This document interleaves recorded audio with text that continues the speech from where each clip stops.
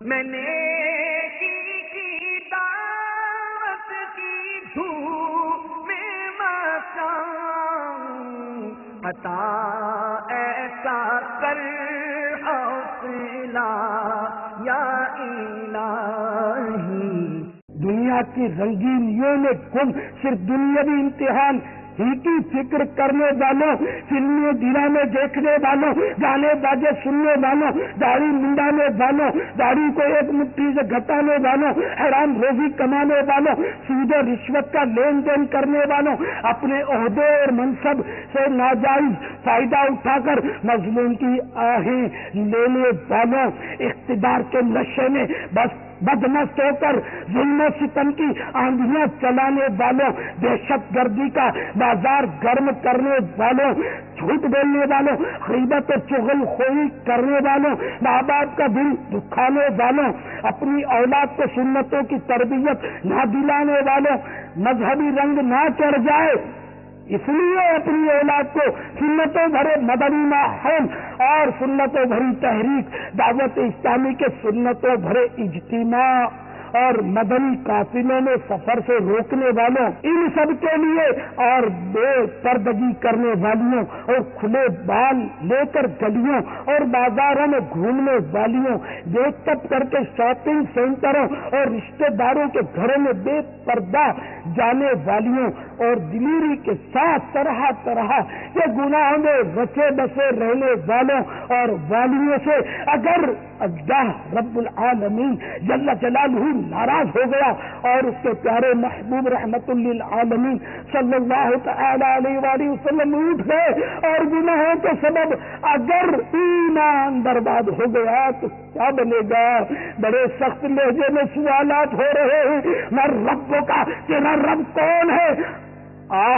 رب عز و جل کو کب یاد کیا تھا؟ جواب نہیں بن پڑ رہا، جو ایمان برباد کر بیٹھا اس کی زبان سے نکل رہا ہے افسوس افسوس مجھے کچھ نہیں معلوم۔ پھر پوچھا جائے گا بادینوں کا تیرا دین کیا ہے؟ قبر میں مردہ سوچ رہا ہے کہ میں نے تو آج تک دنیا ہی بسائی تھی، دنیا کے امتحان میں پاس ہونے ہی کی فکر اپنائی تھی، قبر کے امتحان کی تیاری کی طرف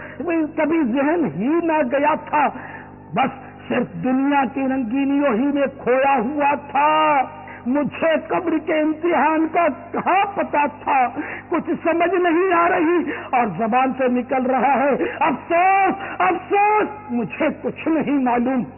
پھر ایک حسین و جمیل نور برساتا جلوہ دکھایا جائے گا اور سوال ہوگا ما کنت تقول فی حق ھذا الرجل، ان کے بارے میں تو کیا کہتا تھا؟ پہچان کیسے ہوگی؟ داڑھی سے تو انسیت تھی ہی نہیں، انگریزی بال ہی اچھے لگتے تھے،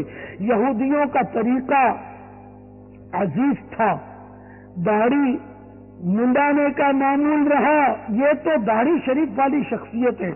کبھی زندگی میں امامے کا سوچا بھی نہیں تھا، بلکہ امامے والوں کو دیکھ کر ہنسی چھوٹتی تھی، اور یہ تشریف لانے والے بزرگ تو امامے والے ہیں، بچے نے زلفیں رکھی تھی تو اس کو گالیاں نکال کر مار مار کر کٹوانے پر مجبور کیا تھا، اور یہ صاحب تو خمدار گیسوؤں والے ہیں، معمبری زلفوں والے ہیں، اپنا لباس تو پینٹ شرٹ تھا اور شرٹ بھی ان جب تک نہ ہوتی مزہ نہ آتا تھا، جب تک آدھا ننگا لباس کے باوجود نہ ہو جاتا تھا۔ جن اعضاء کو چھپانے کا حکم ہے ان کی بے حیائی کے ساتھ بے ڈھنگے پن سے نمائش کرتا پھرتا تھا۔ اب میں کیا جانوں کہ یہ سادہ لباس میں ملبوس کون ہستی ہے؟ کی چین میں فلم ایکٹریس کا فوٹو رکھا تھا، اپنی سزوکی کے پیچھے بھی فلم ایکٹریس کا فوٹو لگا کر دوسروں کو بدنگاہی کی دعوت عام دے رکھی تھی، گھر میں بھی ایکٹریس کی تصاویر آویزہ کر رکھی تھی۔ مجھے تو فنکاروں اور گلوکاروں کی پہچان تھی، معلوم نہیں یہ کون صاحب ہیں۔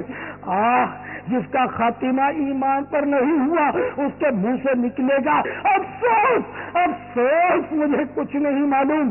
اتنے میں جنت کی کھڑکی کھلے گی اور فوراً بند ہو جائے گی، پھر جہنم کی کھڑکی کھلے گی اور کہا جائے گا اگر تو نے درست جواب دیے ہوتے تو تیرے لیے وہ جنت کی کھڑکی تھی۔ یہ سن کر اسے حسرت بالا حسرت ہوگی، کفن کو آگ کے کفن سے تبدیل کر دیا جائے گا، آگ کا بچھونا قبر میں بچھایا جائے گا، سانپ و بچھو لپٹ جائیں گے، 99 اژدہے اس کو قیامت تک ڈستے رہیں گے۔ آج مچھر کا بھی ڈنک سہا جاتا نہیں، قبر میں بچھو کے ڈنک کیسے سہے گا بھائی؟ میں نے کی دعوت کی دھوم میں مقام عطا ایسا کر حوصلہ